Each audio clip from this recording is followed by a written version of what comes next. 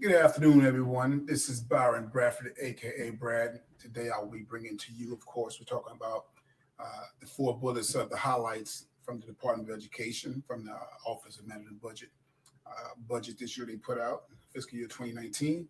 But before I get into that, this is brought to you today by B12 Fitness Group. You can order your latest protein shakes, vitamins, and anything you may need as fitness and nutrition wise from www.b12training.fit.com. Also, if you know any veterans in crisis, call 1-877-424-3838. Now we're going to dive right into it. Okay, today again, talking about the Department of Education as we look at how everything's going. But again, I'm going to read the four bullets directly from the budget of Office of Management and go from there. I'm going to start with the highlights. Again, Department of Education promotes excellence and access to opportunity in elementary, secondary, and post-secondary education.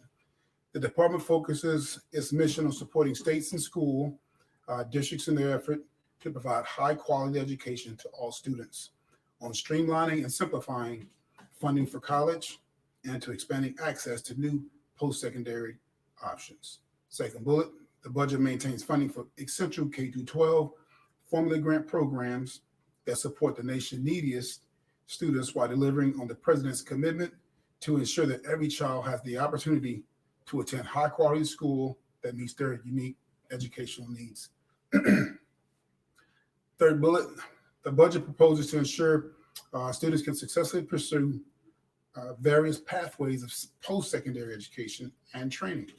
The budget invests in career and technical education, streamlines student loans, repayment, and offers the opportunity to use Pell Grants for high quality education, high quality short-term training.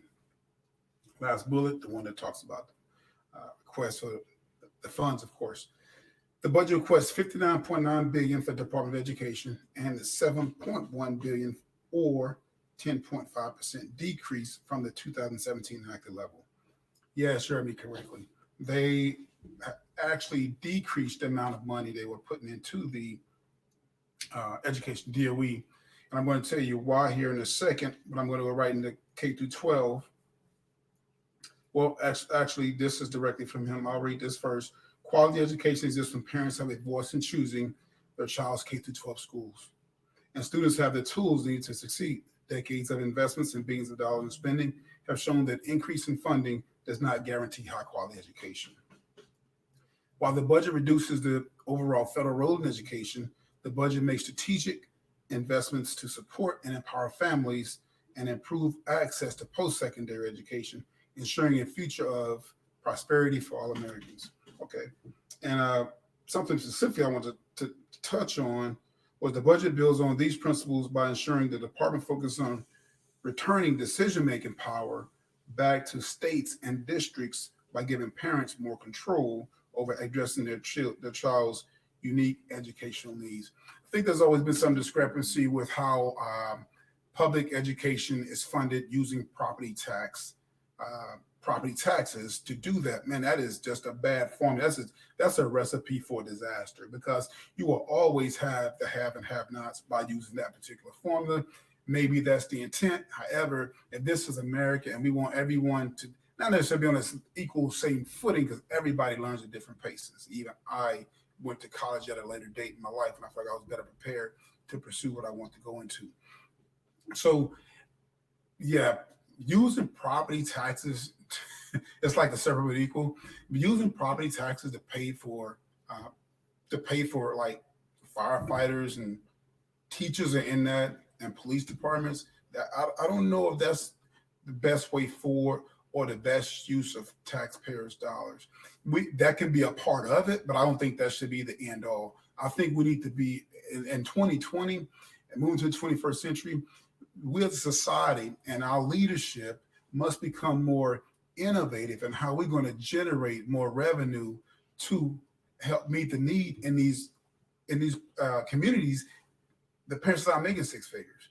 They're barely making it now. And if you look at what the pandemic right now, what it really has exposed is a vulnerability of our educational system, and also those parents' form of employment and where they live at.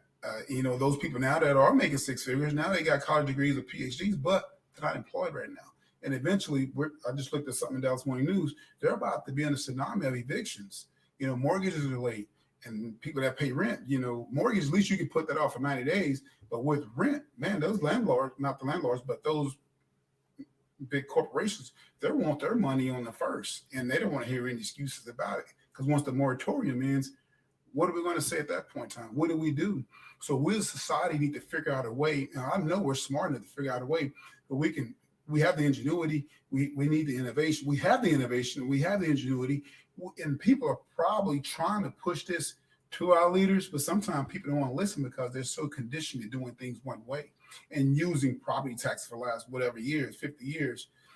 That formula needs to go away. Or again, if we want to use some of that formula to help subsidize and help push us forward, we need to we have some hard choices to make here in the next probably 5 to really 10 years if we're going to continue to be, if we're going to strive economically to move forward as a nation, as a country, and give our kids the best, my grandkids and kids the best opportunity to live the American dream or have a good quality of life. Not even great quality of life, but at least a good quality of life while they live here, because we're already 20, I think maybe 20 trillion in the hole, living off credit. And this situation doesn't make it any better. But anyway, again, this is brought to you by B12 Fitness Group. If you need to order your shakes and proteins, anything like that, we have vegan products as well. www.b12training.fit.com. Byron Bradford is the name. And again, any veterans in need and crisis, please reach out to 1-877-424-3838. Have a great day and have a safe weekend.